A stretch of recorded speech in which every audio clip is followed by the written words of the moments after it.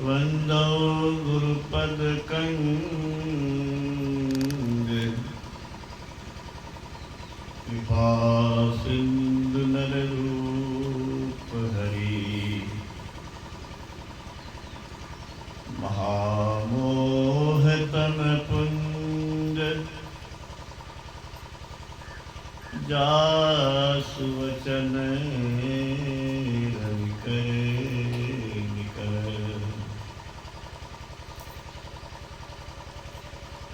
धन्य धन्य सतगुरु सुखद महिमा कही न जाए जो कुछ कहो तुम्हारी कृपा मोर पे कछु न बसाए। श्री सद्गुरु महाराज की जय। रामायण के अनुसार भगवान शंकर ने कहा, जो न करई राम गुण गाना, जीव सो दादुर जीव समाना।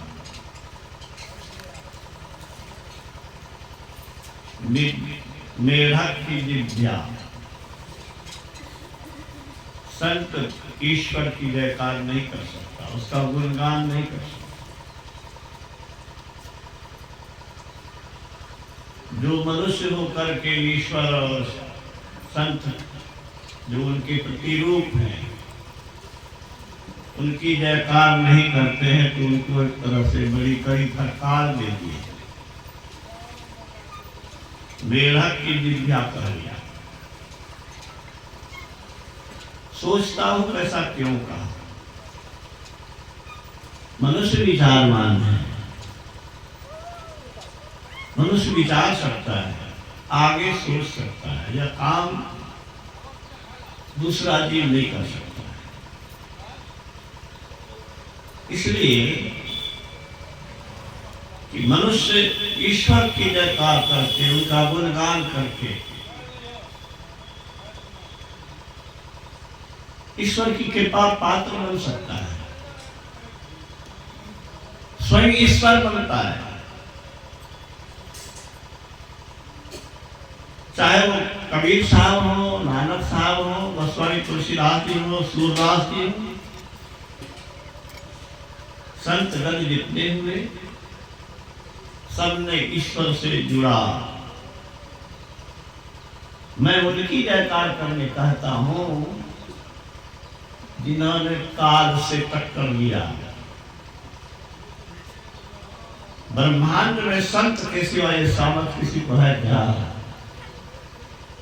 7 अक्टूबर 1977 को रात में कह रहे हैं गुरु महाराज कि परसों जो पंजाब की यात्रा जालंधर के लिए हुई है, वह यात्रा शुभ नहीं है।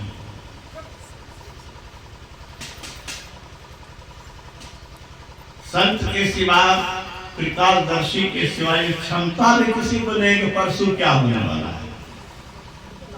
लेकिन गुरु महाराज ने कहा यात्रा शुभ नहीं है। पूज्य पार्षद सेवी बाबा ने कहा हुजूर बड़ी कठिनाई से डीलक्स एक्सप्रेस ट्रेन में रिजर्वेशन हुआ है। कलकत्ता में ये बोल रहे हैं 7 अक्टूबर की रात्रि को 77 ईस्वी को जालंधर पंजाब में लोग प्रतीक्षा में होंगे, सत्संग की व्यवस्था रहेंगे, नहीं जाएंगे तो ठीक नहीं। तो गुरु महाराज गंभीर हो गए। कुछ देर आंख बंद किए रहे, फिर बोले जो स्वर चले ताही पग दीजिए, एक टक्कर कालहों से ही। हम लोग को तो काल का नाम अगर तुम्हें भनक मिल जाए तो पेशाब न उतर जाए, और वो कहते हैं काल से टक्कर की बात।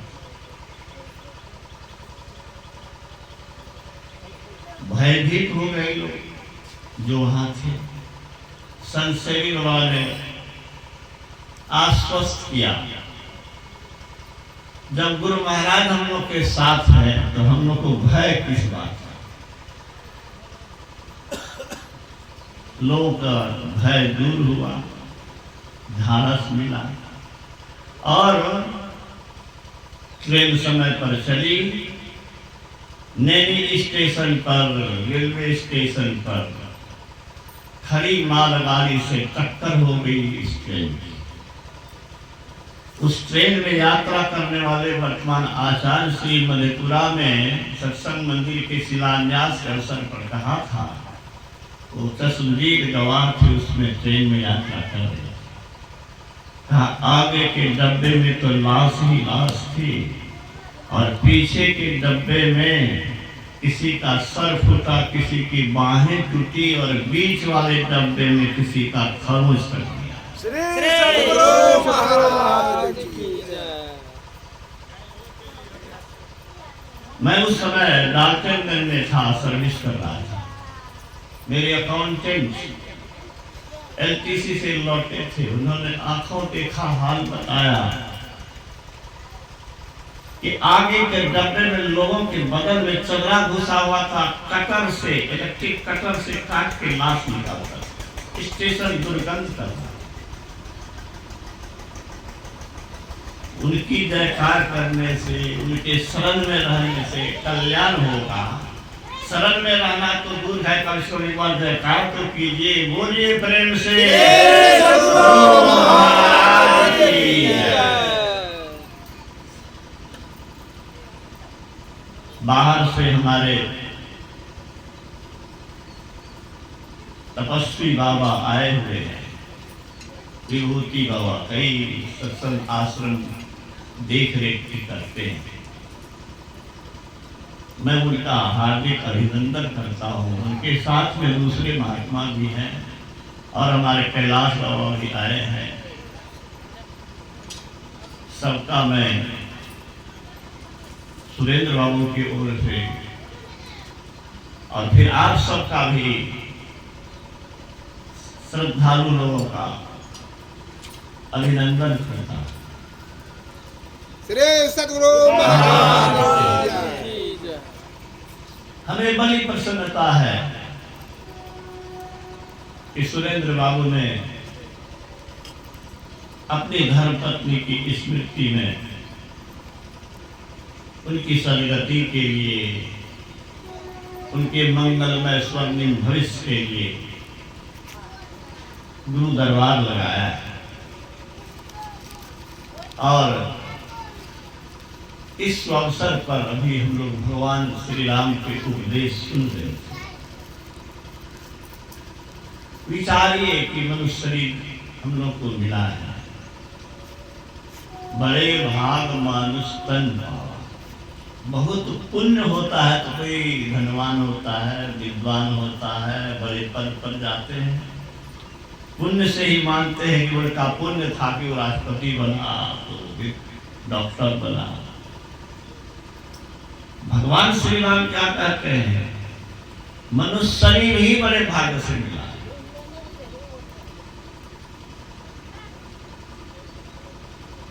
हम लोग विचारते हैं कि सृष्टि का सर्वश्रेष्ठ शरीर है। गुरु महाराज ने कहा मनुष्य बाघ, सिंह, हाथी जैसे हिस्र और भयानक जानवर पर शासन करता है, यहाँ तक कि देवता को भी अपने वश में कर लेता है। मनुष्य शरीर सर्वश्रेष्ठ शरीर है और देवता को भी दुर्लभ है। क्या है? मनुष्य शरीर क्या है? देवता को भी दुर्लभ है। कुछ लोग सोचते हो लेकिन देवता को कैसे दुर्लभ है? देवता को हम लोग देवता के शरण में जाते हैं कि माता लक्ष्मी धन दे दो, माता सरस्वती विद्या दे दो, भगवान शिव हमको ये दे दो। तो देवता से बढ़ के मनुष्य शरीर कैसे हुआ? लेकिन तत्वदर्शी संत लोग कहते हैं कि देवता को भी भोग से तृप्ति नहीं हुई।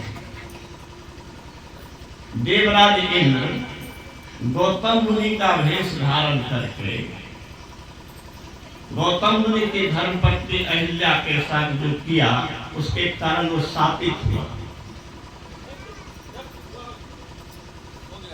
देवता इस शरीर को शिवालय देवालय साधना का घर बना करके मोक्ष नहीं पा सकता है, सारे दुखों से सदा के लिए छूट नहीं सकता है। पुण्य छीन सोई देव स्वर्ग से नरक में आवे। जितना दिन पुण्य है उतना दिन स्वर्ग में रहिए, राजा बन के रहिए और या वहां पर सामान्य देवता की तरह रहिए। लेकिन जिस दिन पुण्य खत्म हुआ उस दिन वहां से हटा दीजिए। हम लोग हाई स्कूल में पढ़ते थे हरिश्चंद्र नाटक। हरिश्चंद्र की सत्य निष्ठा के कारण इंद्रासन डोलने लगा तो विश्वामित्र को लगाया। बहुत परीक्षा हुई, कहानी में ले जाना चाहता हूँ, लेकिन मैं ये कहता हूँ कि देवराज इंद्र को भी अपनी गद्दी हिलने लगी कि छिनानंद हरिश्चंद्र आके कब्जा न कर ले। तो देवता भी इस संत के पीछे चलते हैं।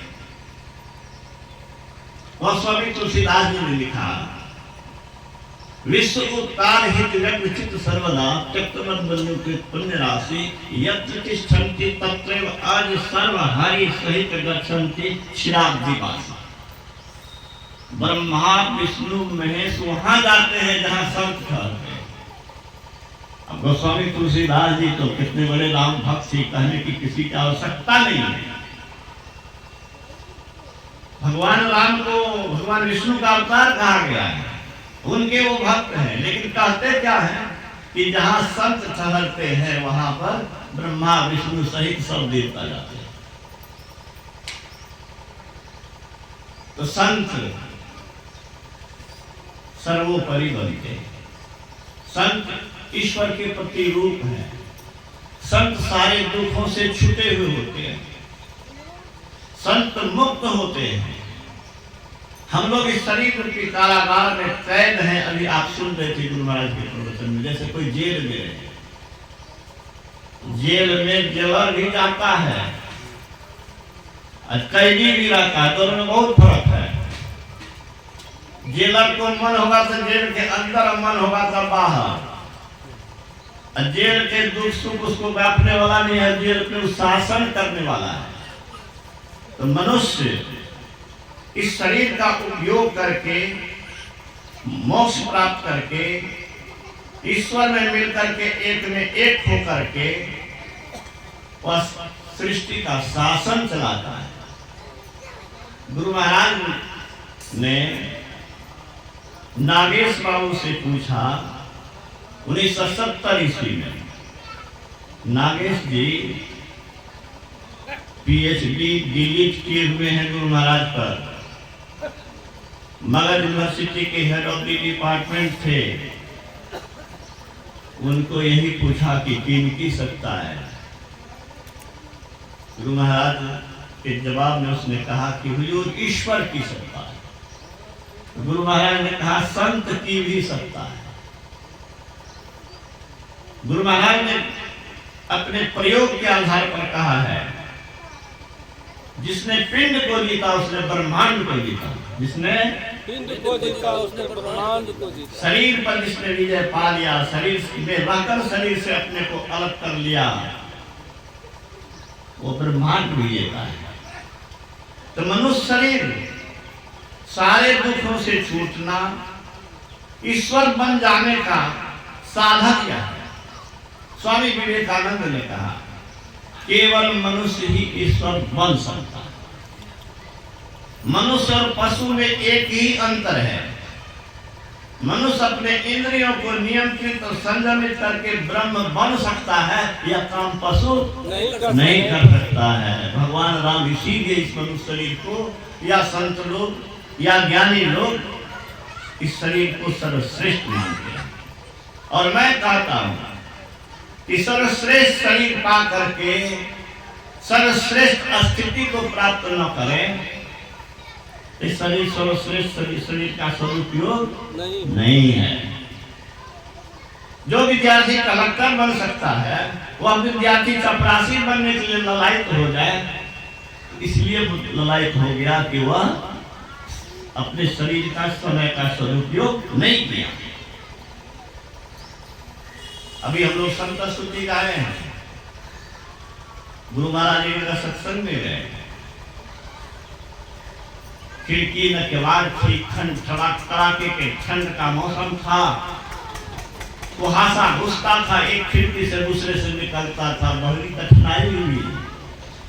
रामनगर बाबा ने कहा कि हुजूर को जहाँ प्रोग्राम नहीं देना चाहिए वहाँ भी देते हैं, यहाँ कोई व्यवस्था नहीं, अपने भी दुख सहते हैं, हम लोग को भी दुख भोगना पड़ता है, सहना पड़ता है। गुरु महाराज दुखी होकर के बोले, तुम नहीं जानते हो, संत हमारी रक्षा करते हैं, नहीं तो कब क्या हो गया रहता। हम लोग तो मिनिस्टर को बॉडीगार्ड देखे हैं, डीएम को बॉडीगार्ड देखे हैं, लेकिन गुरु महाराज का तो दिव्य अंगरक्षक हम लोग देखा नहीं। लेकिन गुरु महाराज कहते हैं कि संत हमारी रक्षा करते हैं। कुछ भगीरथ बाबा ने कहा कि जो संत तो ईश्वर में मिलकर एक में एक हो गए, तो मुक्त हो गए, तो फिर हमारी रक्षा कैसे करते हैं? गुरु महाराज ने कहा कि क्या वे मुक्त नहीं है? गुरु महाराज ने कहा हाँ जी वो मुक्त है, लेकिन अपनी मौज से चेतन शरीर के साथ ही शून्य में रहकर रक्षा करते हैं।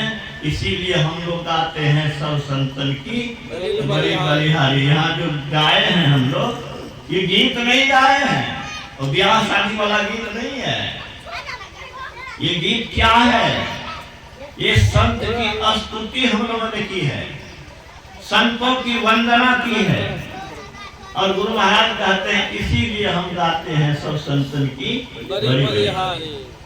हम लोगों ने ये स्तुति की, संत की, गुरु की भी विनती की, यह इसीलिए की कि गुरु की कृपा हो, संत की कृपा हम पर बनी रहे, और हम इस शरीर का सदुपयोग करके अपने को मुक्त कर सके।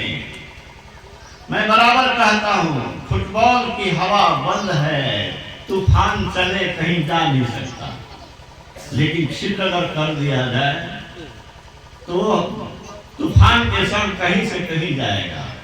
हम लोग भी शरीर की पिंजरा में कैद हैं, और सुषुम्ना द्वार से, 10वां द्वार से अगर निकल जाएं संतों की बताई युक्ति से, तो ईश्वर में मिल करके ईश्वरीय शक्ति प्राप्त करके ईश्वर में हो सकते हैं।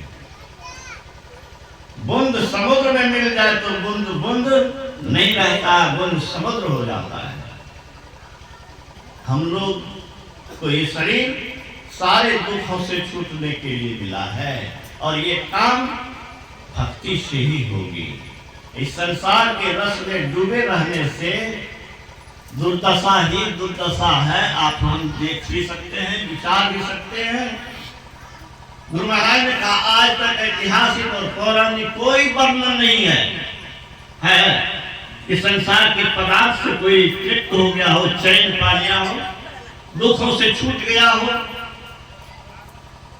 लेकिन गुरु महाराज ने तो दिखा दिया कि जब चाहूंगा तो शरीर त्यागूंगा, नहीं तो वही रहूंगा।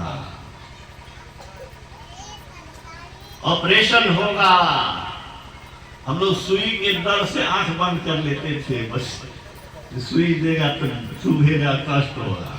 वहां ऑपरेशन हुआ तो कोई क्लोरोफॉर्म नहीं, कोई बेहोशी की दवा नहीं, श्वास की गति रुक गई, डॉक्टर घबरा गए, ऑपरेशन बंद करके निकल गए। संसेवियों ने देखा तो कहा क्या हुआ? वो लोग बड़े उदास थे, कहा ही लो बोल तो नहीं रहे। कहा क्या हुआ? गति सांस की बंद हो गई है, सांस नहीं चल रहा। कहा ऐसा होता है, आप घबराएं नहीं। गए तो फिर सांस चल रहा है, फिर ऑपरेशन हुआ। पटना के बड़े बड़े डॉक्टर, पटना मेडिकल कॉलेज के head of the department pathology के डॉक्टर नरेंद्र नंदलाल मोदी इनके शिष्य थे। इस कारण से बड़े डॉक्टर वहां लगे हुए थे। बाद में जब स्वस्थ हुए तो गुरु महाराज तो लोग हाथ जोड़ करके कहा कि हुजूर आपने हमारी विद्या झूठी साबित कर दी, हमारी विद्या से आप जीवित नहीं थे। मैं अब बाबा से आग्रह करता हूँ श्री सदगुरु महाराज की जय। इस शरीर इसी के लिए।